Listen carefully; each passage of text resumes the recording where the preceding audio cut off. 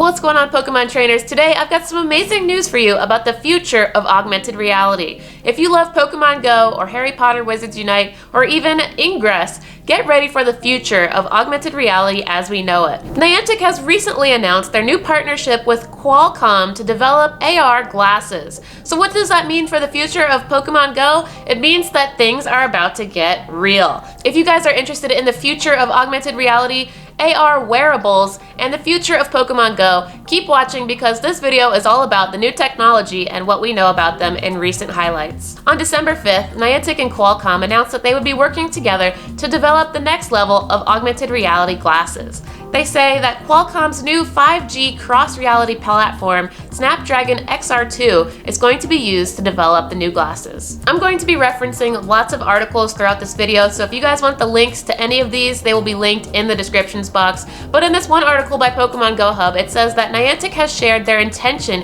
to execute multi-year joint collaboration on an integrated design spanning AR glasses, reference hardware, software, and cloud components. Therefore, we know that this development with Qualcomm and Niantic is not going to be a short-lived thing. This is a multi-year agreement that they have to work together to work on these augmented reality glasses. The glasses, of course, themselves will be hardware, and then Niantic and Qualcomm will work together to develop the software, such as Pokemon Go, to be played with on the glasses.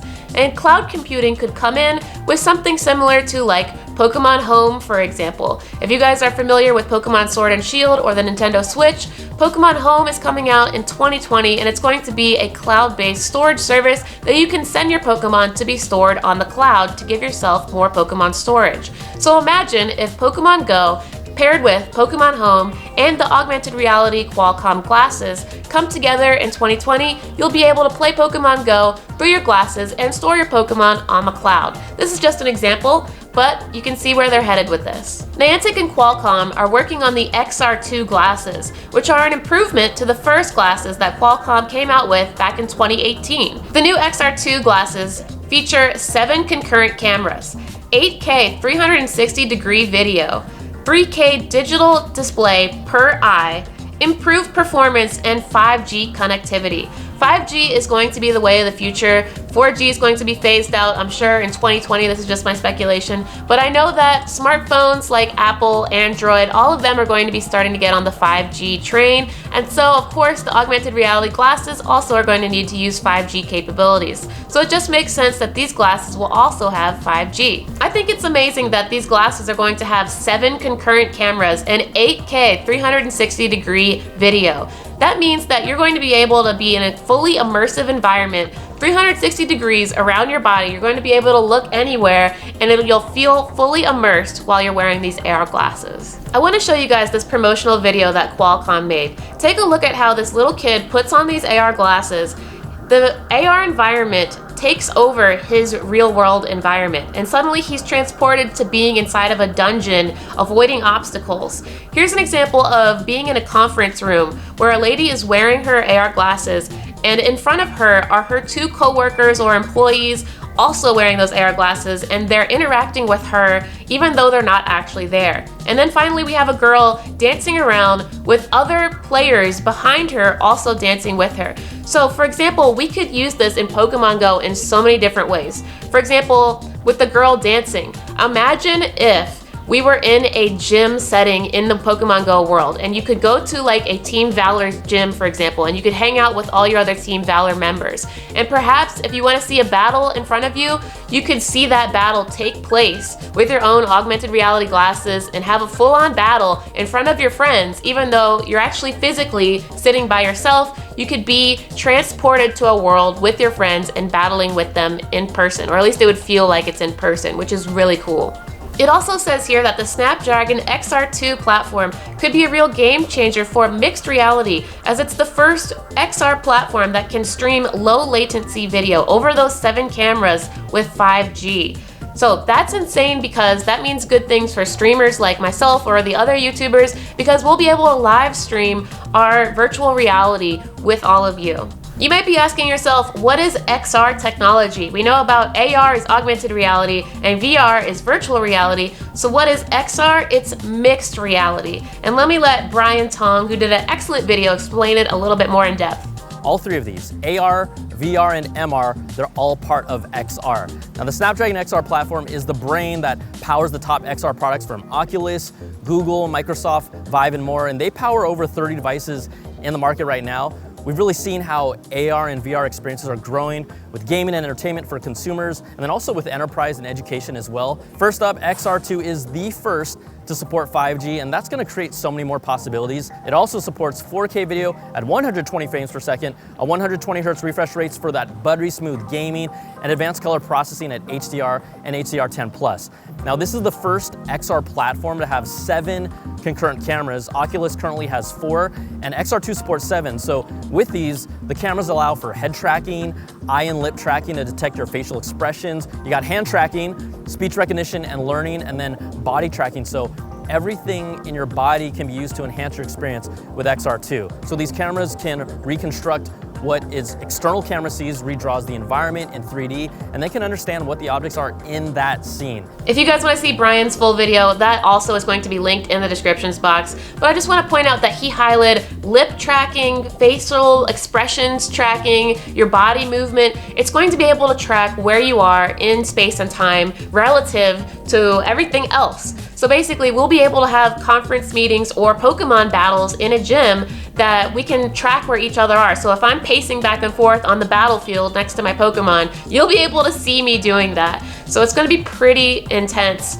and you'll be able to see everything that everyone else is doing as well. I really want to highlight here that Brian said that this is the first generation of AR glasses that is going to be able to achieve 5G. And like I said, for mobile devices, Android and iPhone and everything else in between, 5G is the next level for all of these, any kind of phones. So therefore, they're all going to be hopping onto this 5G capability. However, maybe we won't need phones at all, and maybe we can just use the glasses as if they are our phone. So taking the place of your smartphone. And actually, in this article, it says, in earlier interviews, John Hanke, the Niantic CEO, often shared that his vision for the future of AR does not include a phone. So John Hanke, the leader of Pokemon Go, Niantic's Ingress, and of course Niantic's Harry Potter Wizards Unite, has said that the future does not necessarily include a phone. He's talking about wearables, guys, augmented reality glasses. This article also talks about how Niantic is optimizing their real-world platform to work with Qualcomm's Snapdragon processors. And if you don't know what the real-world platform is, that is basically the engine that is running Pokemon Go, Ingress, and Harry Potter Wizards Unite. It's essentially the thing that all of the games are built upon. So basically they're optimizing this platform for the glasses. Recently at a developers conference called GDC, John Hanke, the CEO of Niantic, gave a talk titled "The State and Future of AR Games, Rose-Colored Glasses." So John Hanke's all on board these AR glasses. If you want to see John Hanke's full speech, it's 56 minutes long, and I'll leave it linked in the descriptions box, but I'm just going to give you some quick bullet points that stand out to me. He talked about long-term AR games and experiences that deliver persistent shared experiences using the real-world platform. So what is he talking about? That's essentially Pokemon Go. Once again, using the real-world platform, which is what Pokemon Go, Ingress, and Wizards Unite runs on, and he wants it to be long-term and persistent and shared with other users. So that's already the track that they're currently on.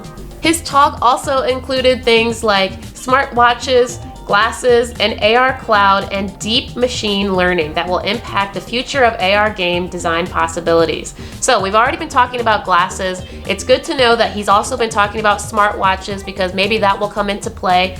The AR cloud, we already talked about cloud mechanics and how possibly we could be sending our Pokemon to be stored in the cloud, or maybe we could trade Pokemon through the cloud, or we could have a battle opponent match up online through the cloud. There's lots of things that could be done simply with Pokemon Go, but also Harry Potter Wizards Unite, Ingress, and the future of their other games. But deep machine learning, that kind of scares me a little bit because we know deep machine learning through YouTube. YouTube has had a ton of issues with the algorithm and machine learning. However, I'm hoping that this machine learning will be better and more suited and tailored to each individual player that has on the glasses. So now you might be wondering, what about Android and iOS? How will they be using this brand new AR technology? Well, Google has been hard under development. This article from The Verge says that Google has been quietly working to improve its augmented reality platform, AR Core. It came out early last year, and now the company says it's ready to unveil some of the next generation upgrades with depth detection and physics that it's achieved, which promise to make AR experiences much more realistic in the future. The article continues to say that the upgrades, part of AR Core's overall all-new Depth API, will soon allow developers to perform what's known as occlusion, which is when an artificial object can be blocked from view by other real-world objects in a scene. Take a look at this image of a virtual reality cat right here. You can see that the cat is kind of behind that white fuzzy object.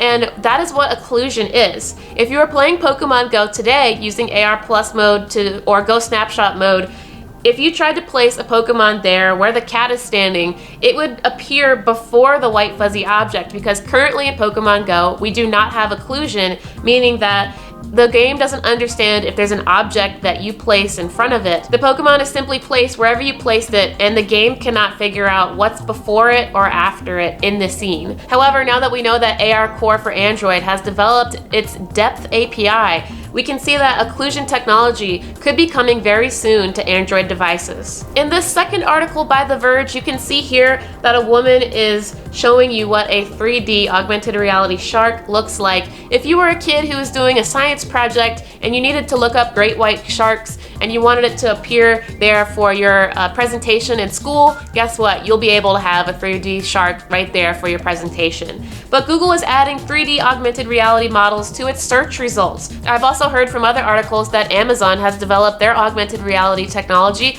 so that way before you buy a piece of furniture, you can see how the furniture looks in your home. All you need to do is, using an augmented reality device like a smartphone, you can place a piece of furniture there and see if it's going to fit, because it will scale to your room and have the right dimensions. It's pretty amazing that pretty soon we're going to have all this on glasses. Take a look at Google's search results with AR technology included. So we're looking for great white sharks right now, and you can see that as you scroll down, there is the 3D image of the great white shark.